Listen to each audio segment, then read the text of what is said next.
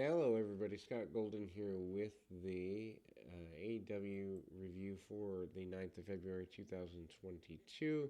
Burberry patent scarf opens us, red carpet opening. The Wardlow walking out carrying a cardboard cutout of MJF, one of which showed him choking out CM Punk. He then set up in the ring, gives Justin Roberts the instructions to bring out FDR and Tully Blanchard. Sean Spears is out next. MJF brings out a introduction. He preached on a platform like He's perched on a platform like royalty, and then he makes out with a woman who I guess is his real life girlfriend on the way to the ring. He starts by saying last week he made it clear that he's the best wrestler on the planet when he beat Punk, and it made MJF emotional so much that he leaned over after the victory and told Punk, "You suck." He sounded like he's about to credit Wardlow for some help, but then thanks Spears instead. Spears says he's got MJF a gift, a new better than the best of the world shirt that can be bought immediately. MJF is setting his sights on the World Championship. However, Punk interrupts, saying MJF win in Chicago is about as suspect as his spray tan. Punk got some friends, Darby Allin and Sting, bats in hand. Punk wants a rematch, not with MJF, but with Wardlow. He offered Wardlow a chance to leave MJF behind, and that infuriates MJF. Dax said he wants a rematch, and Punk agrees to run back into six-man from a few weeks ago. MJF agreed, but the condition that Punk had to find a partner and defeat FDR, but he can't team with Allin and Sting. In the meantime, Wardlow gets a match up next. Andrade El Idolo was backstage with Sting and Darby Allin. He knows that Allin works for Sting, but Sting told Andrade to speak to Allin face to face. Allin said he's got better things to do, like become the next TNT champion. Andrade came back saying he was the next champ. Wardlow defeats the Blade. Why is the Blade still employed here? Complete, just honestly, a squash match. Blade chops down Wardlow from behind before the bell. Wardlow pops up, takes him down, repeated suplexes, drives Blade back into the ring post ahead of the commercial break. Once back, Wardlow shrugs off some chops, but then runs into a couple of knee strikes. He then catches a third and turned it into a powerbomb. Powerbomb Symphony, 4 power bombs in a row, so a total of 5 in the match. Penta video packageers and Alex Abrahandres called out Malachi Black on his behalf. Inner Circle team meeting. This is just stupid waste of time stuff. Jericho, Sammy Guevara, and Jake Hager come out. Judas wearing the Inner Circle original vests. Jericho said he hasn't seen Santana and Ortiz all day, but then interrupting came out with new music. Jericho asked Santana and Ortiz to explain not tagging him in a couple weeks ago, calling it disrespectful. Santana said that Jericho only cares about himself and that the Inner Circle has only served Jericho interest, and at any time they go after the tag team titles, it's over and done with. The only thing that keeps them going was the fans, and if it wasn't for Ortiz, Santana would have dropped Jericho a long time ago. Santana reminds Jericho of Eddie Guerrero, but he's making the mistake of turning Eddie Kingston. Jericho's an influencer, and since Santana and Ortiz came to AEW, they challenged for the championships and main event and pay-per-views. They've already challenged for the AEW tag team titles but failed. Jericho said he could kick them out if he wanted. Maybe I invited the wrong 2 members of LAX to join. I didn't even know that LAX was still a thing that most fans would know about. Anyway, Guevara stops Santana from attacking Jericho, but Jericho tells Guevara to shut up, and Guevara said this bickering isn't going to help them accomplish anything. He says, I've quit this group before, and unless you guys can figure this out, I'll quit again. He left the Inner Circle vest in the ring and walked out. Ortiz says Kingston was one of the brothers in arms. Where it come from with these problems, they settle it with Fist next week. And apparently next week, Santana and Ortiz versus Jericho and Hager to settle it. Jericho said after they smack their faces around, they'll have an attitude adjustment. Then we go. I mean, this is fine. It's a blow off to a feud that no one really cares about, or more accurately, a stable no one cares about. But to be fair, AEW is ripe with those. Roppongi Vice are backstage, and they will face the Young Bucks on Friday's Rampage. I am now sad. The Bucks are back on my television, and that is not a positive thing by any stretch of the imagination. Um, the Bucks walked up and wanted to fight right now, but Adam Cole attacked Roppongi Vice from behind, and the Bucks hit the BTE trigger on Rocky Romero. Then Bullet Club leads Switchblade Jay White of New Japan Pro Wrestling, and then walked up and sent Trent into a truck.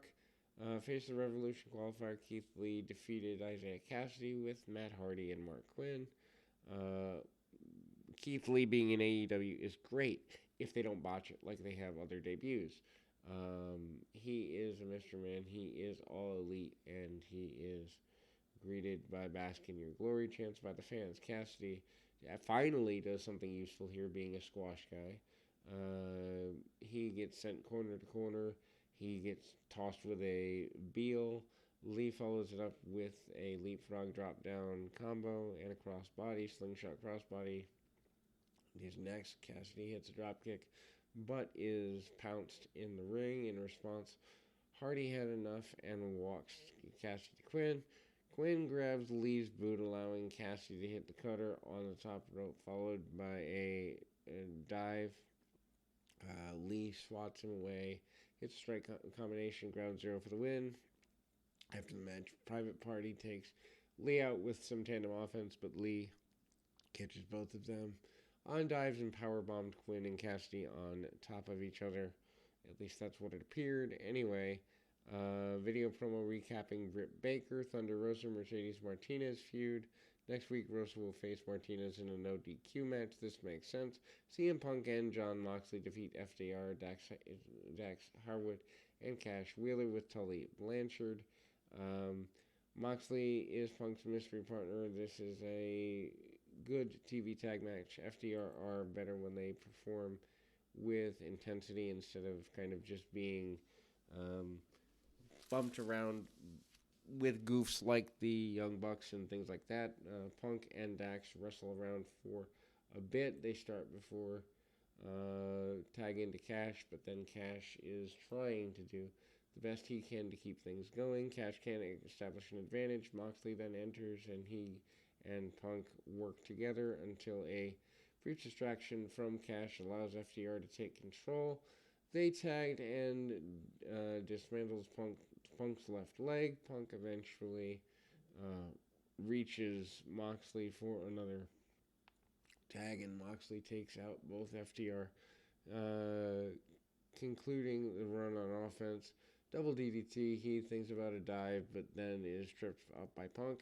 Springboard lariat and wanted to dive, but FTR catches on and catches Moxley. They land the tope on everyone ahead of the break. During the commercial, FTR put Moxley through a timekeeper's table. He makes it back in the ring, and then count of 9. FTR keeps aggression with frequent tags and double teams, isolating Moxley until he fights out with an atomic drop on Dax and a backdrop suplex. Cash, FTR takes out Punk to prevent Moxley from making the tag, and then double team for the near fall. Moxley fires up with a big lariat out of the corner, reaches Punk for the hot tag. Punk then hits a rising knee bulldog combo, tags in Moxley, who gets Dox in an electric chair maneuver.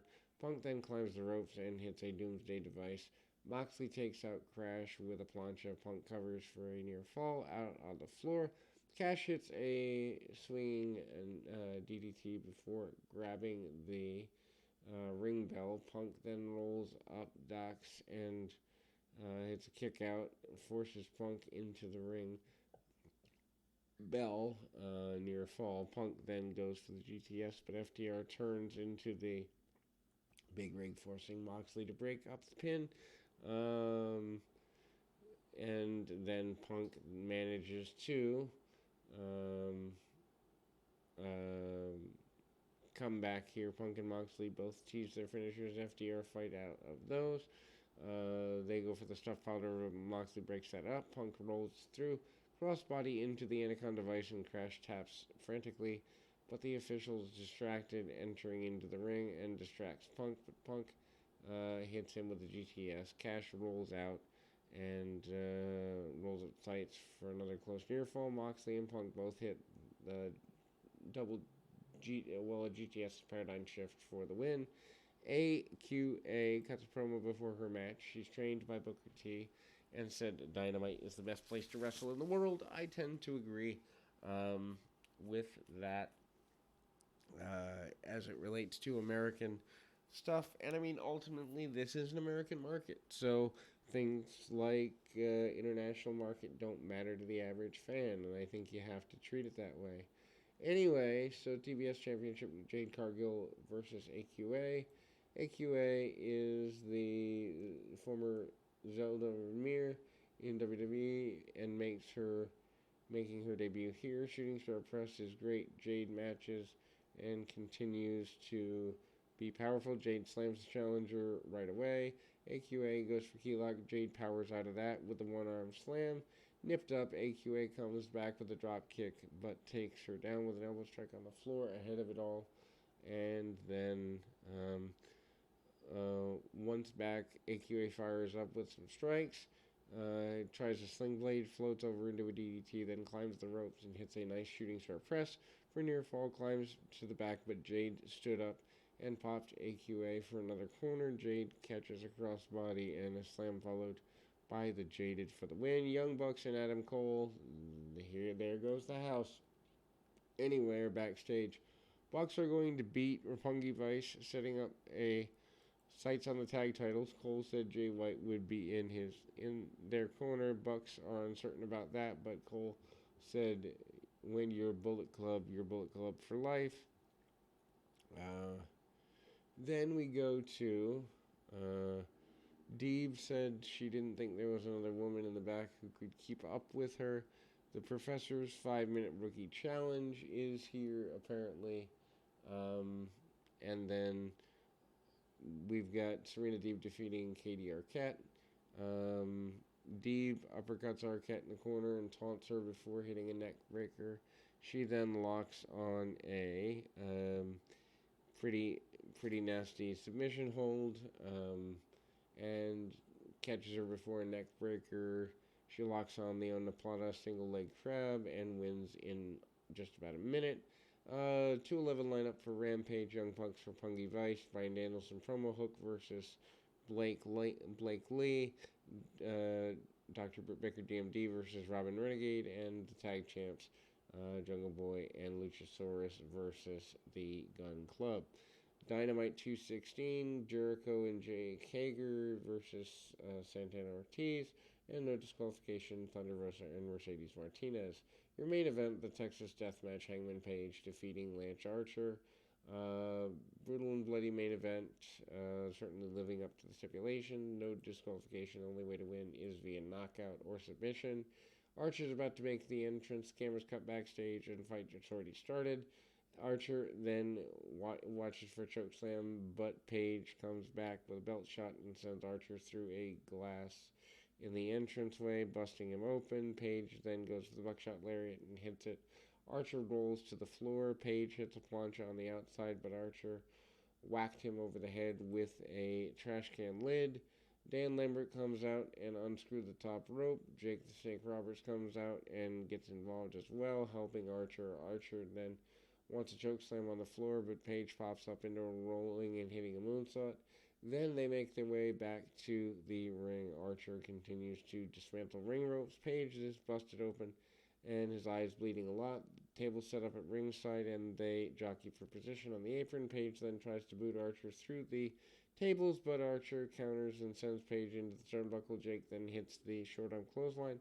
Close to the DDT, Archer stops, allowing Page to hit the DDT of his own. Back in the ring, Page whacked Archer with kendo sticks with no effect. Archer catches the kendo stick shot and chokeslams Page through a trash can.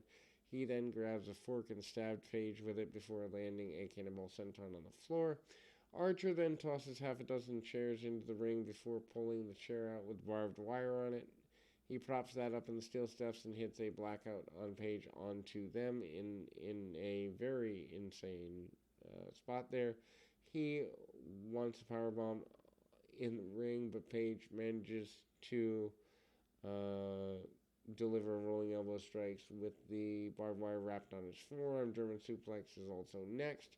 Page then vaults over the official, hitting a buckshot lariat, sending Archer crashing through two tables on the floor. Page makes it back up and a count of 9, but Archer stayed down. Page retains. After the match, Adam Cole comes out, picks up the belt before putting it on Page and making his intentions to be in a championship match here and the next champion pretty clear. So we'll be back with more right after this.